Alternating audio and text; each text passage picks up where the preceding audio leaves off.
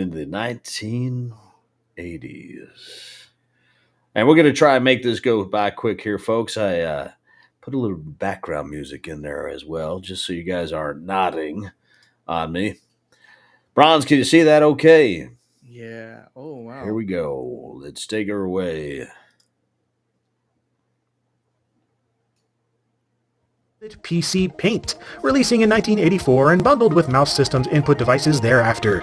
It was very clearly inspired by the look and feel of Apple's Mac Paint for the much-hyped Macintosh, but PC Paint had the distinction of being able to take advantage of color instead of just monochrome when paired with an appropriate graphics adapter. Well, isn't that just like Apple? We want to make sure that it's perfect for the consumer. That's what I like about Apple. They're always making it perfect for us. Look at that mouse. Oh, yeah. Look at that. 3 buttons. I don't know if you can tell, but there's actually a third button behind that. You know how I know that? Because I'm old, folks. I am old.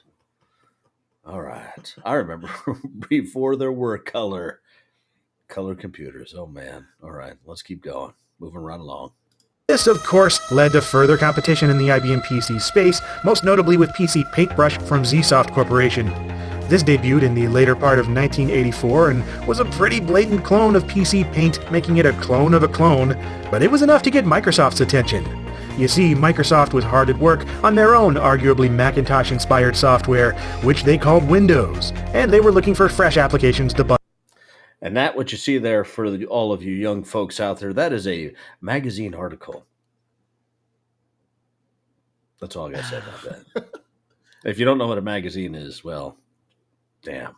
I don't even want to go there. Let me add this real quick. I got flashbacks because I remember my friend back in high school, he on Street Fighter, he tried to do his own rendition of the Street Fighter scene, and he used paint, and he did pixel by pixel with Ryu and Ken on one of the levels. I mean, he did that for like a week, and I was just like, it's like a tattoo artist like doing someone's entire body. It was just so each pixel, and I was like, wow, that he did a great job, but I was just like, wow, that was a lot of work. I mean, it was amazing work, but yeah, it's just like, wow. But now you can just like, yeah, no, and very similar process with the earlier programming. I mean, that's just how it was. I mean, you want to go back further?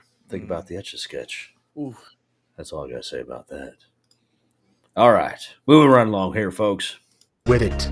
Zsoft reached an agreement with them, which resulted in Windows version 1.0 releasing in 1985 with a copy of PC Paintbrush. But here it was known simply as Paint, and was a bit of a downgrade compared to the full PC Paintbrush program, which made sense seeing as Zsoft continued to develop and sell it as a separate product. By the end of the 1980s, Zsoft had made a number of notable improvements to Paintbrush, like an improved interface, 256-color SVGA graphics, and support for their new image format called PCX. 256 colors. Man. Look at that. Pixel by pixel. That looks good. But now it's just, things come in full circle. Like that's the end thing is doing the pixel, that bit art. Yeah. People appreciate that. There's no games that are making that's in pixel or bit art.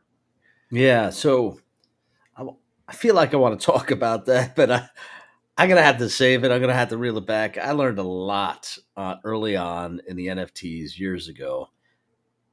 I'm just going to do right there, but I hear you. Bit art. Bit art, yeah. What looks like bit art.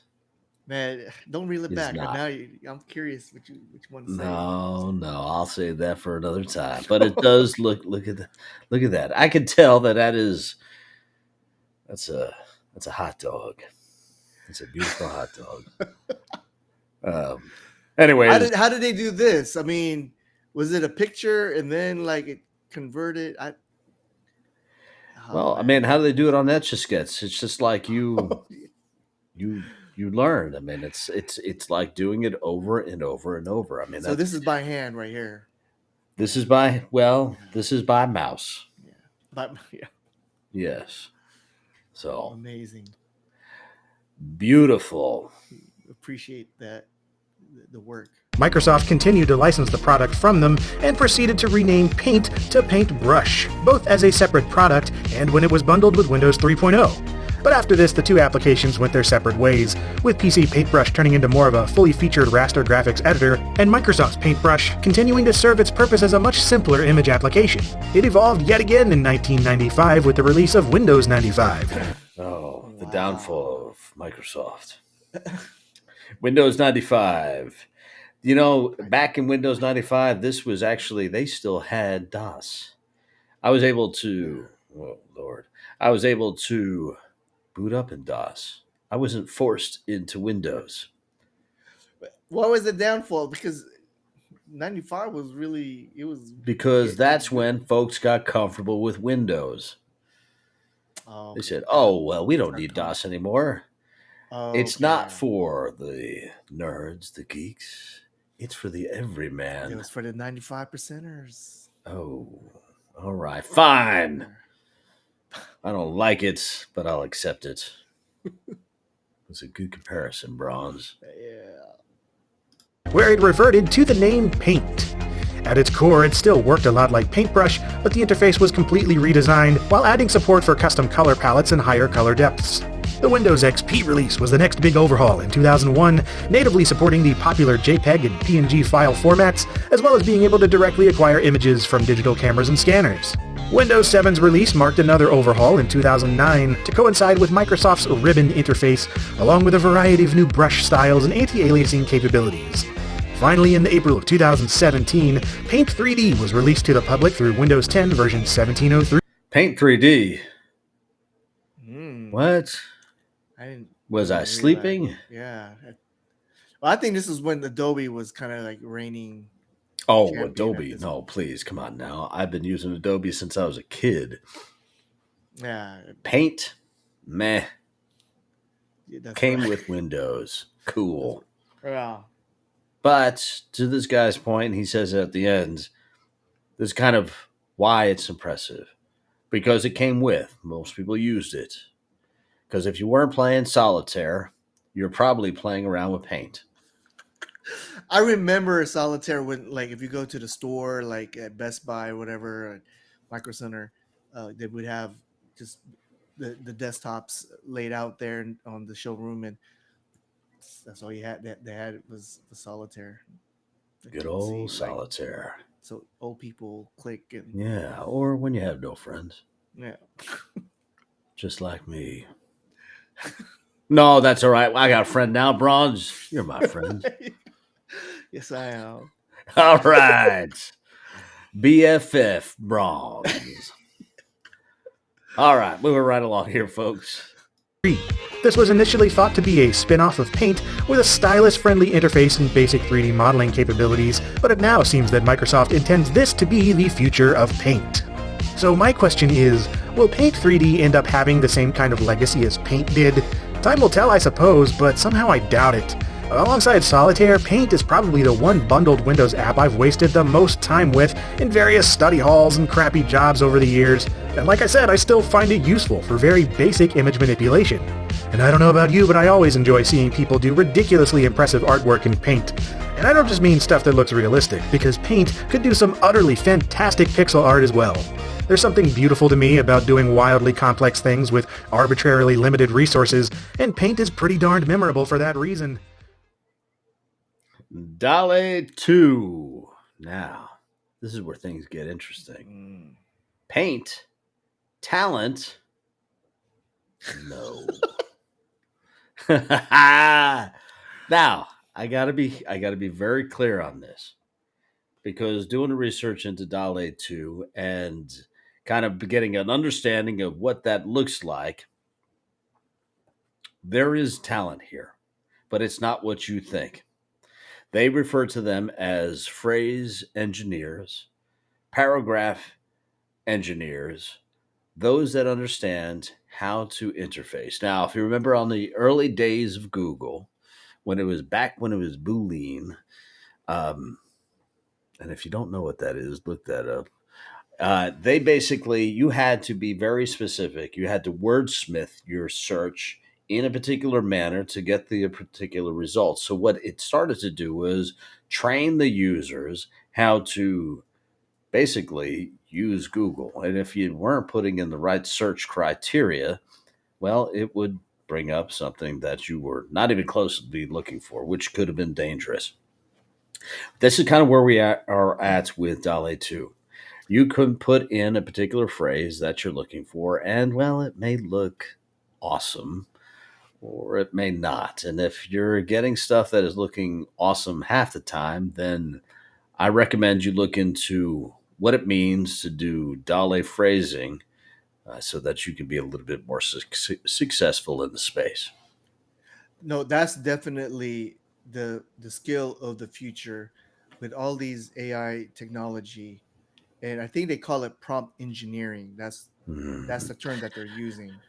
Yeah, I've seen a few terms for it. I do like it, but saying that engineering, I don't know.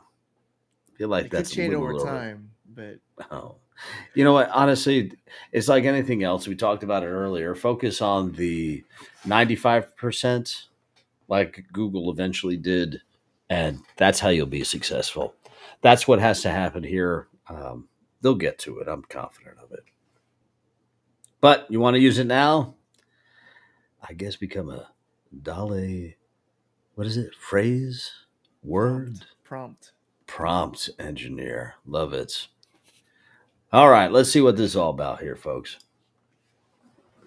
Have you ever seen a grizzly bear wearing a shirt and sunglasses, eating ice cream? Or an orange doing an ollie on a table? Didn't think so. Dalle 2 is a new AI system from OpenAI that can take simple text descriptions, aka prompts, like a 3D render of a sphere made up of colorful golf balls, and turn them into photorealistic images that have never existed before. So, you type Twitter suing a corrupt businessman, and then boom, in just 10 seconds, it gives you that. And it is not just one. It creates 4 different versions across a spectrum of variations in any 4 different versions. Now, you could keep expanding upon that. If you haven't played with it, I know that you have, Bronze. Mm-hmm. But for those of you who haven't, you don't like those 4, run it again. It's going to give you another 4 different variations. Now, this is where it starts to get interesting because what artists are doing is they're taking those 4, they're expanding upon those 4, and then they're taking those 4 and they're taking one in particular and then they're expanding upon it. And we're going to get into that here in just a little bit. But yeah, Twitter sues a businessman. art style you want. If you can describe it, Dalle can draw it. There are 2 main AI technologies behind Dalle 2. They are called clip and diffusion. Clip is the part that matches images to text and uses that match to train the Dalle to understand concepts in images. All right, get it? Got it? You type golf ball, a golf ball comes up. Clip. Easy? Sure. Diffusion teaches Dalle to corrupt an image by adding Gaussian noise. It can then learn to uncorrupt or enhance an image by removing that noise. We know. Got it? So it's now taking that image and it's skewing it. You hear about dimensions? Yeah, sure you have. You've seen movies about it. It's a copy of a copy of a copy of a copy. Eventually, the copies start to vary from the original. And that's kind of what this is doing. Makes sense there, Bronze. Are we tracking? I'm tracking. What humans look like studying for finals, frazzled and rushed. But now you can see a panda in place of a student, looking equally confused as he holds a pen, trying to make last-minute notes. Overall, the picture setting accurately captures the commotion, clutter, and abundance of course material that surrounds one during exam season. AI is considered more precise and reliable than humans in most cases. But how does the perfect creation imagine perfection? This prompt created the face of a woman, Arguably the most popularized frontliner for all things beauty, perfection, and flawlessness. Right. And it's talking about the phrases, right? How does it describe it? But take a look at this next example. I feel like it's very interesting because it's complicated. It's fairly complicated, but it does a good job at showing you what you're asking. The swooping nose, full lips, and delicate hands in a digital art style that are definitely a vision to behold. Now, how about we try something a little bit challenging? Something confusing. A painting of a man who is watching another man who is watching a dog that is watching the first man. Whoa, that is one tongue twister. Take a moment to imagine what that would look like. Despite the head-spinning prompt, it's no challenging feat for Dalle. Yeah. Haha, Right. that's sweet. Now, I feel like it's not a very good painting, but it does an excellent job considering the time that's given, the processing that's necessary, based off of the clips or the words that you're asking it. Right. Now that's where prompt engineering comes into play. It's basically it's your imagination, but you kind of have to learn how to give the correct prompt of what you want. So say if I wanted this in the Van Gogh art, I would have to whatever that prompt was put in, add Van Gogh style art, or if I wanted to say uh, street photography with a Canon, uh, 50 millimeters, you would add those things. You would tweak it out, and just keep on doing it until you reach to the image that satisfies you. Yeah, for sure. Right. And getting to the point of what Bronze is saying here, do your research on that. If you are trying to figure out how to appropriately use Dale, do your own research. Get out there. Play, of course. But if you want to excel at it, you're going to need to do your own research. And we're going to have an example of what an expert is doing with Dale in the space. We talked many a times about this being a tool, just like paint was a tool. And those artists brought paint to the next level. You saw what they were doing with it towards the end there. They were using it just like they would any canvas in the real world. But what can you do with this? We'll show you here in just a moment. You might have tried to trick the AI, but you will find a perfectly well-aligned and accurate painting.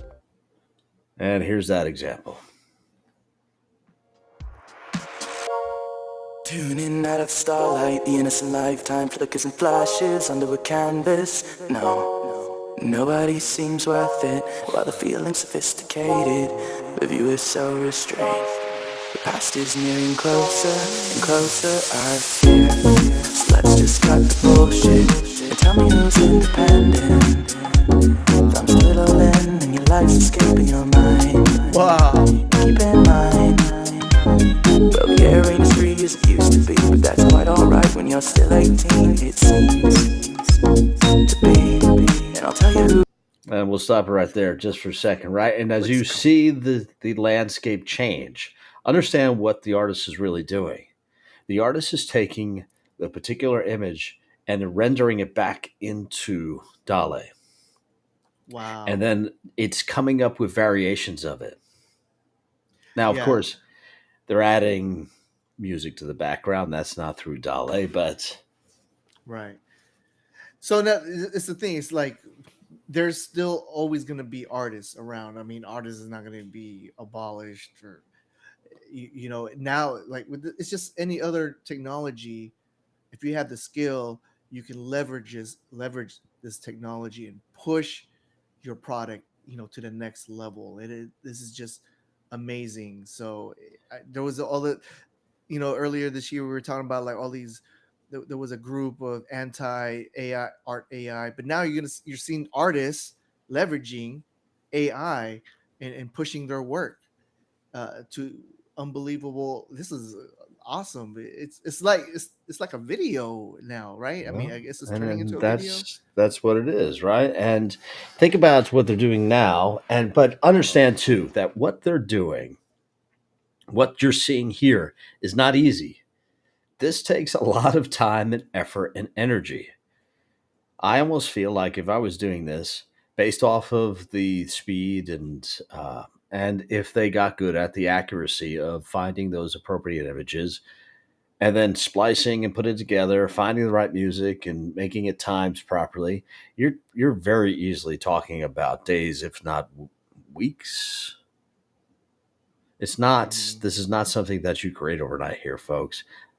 Would you be able to eventually? I think maybe, but yeah, this is what the new artists look like. So, Man, moving that's right awesome. along. Who's overrated? What's a beautiful person with some hideous dreams?